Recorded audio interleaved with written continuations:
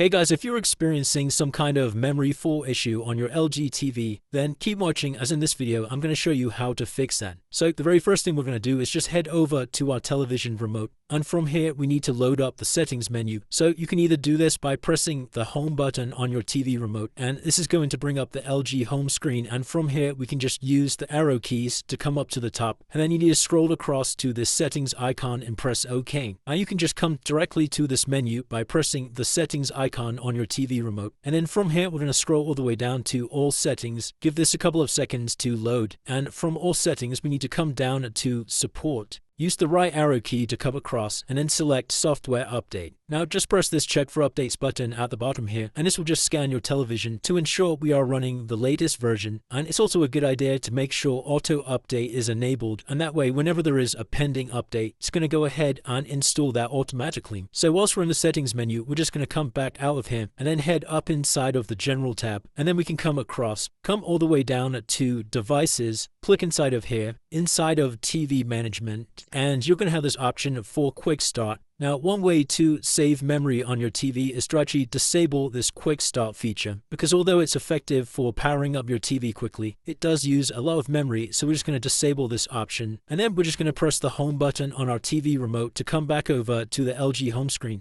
From our list of applications at the bottom down here, you're just going to scroll across, and we need to come over to the web browser, which is this application here, so just hit OK. Then come over to the three vertical dots in the top right hand side. Click on settings, and then we need to scroll all the way down, and you'll have this section at the bottom here for clear browsing data.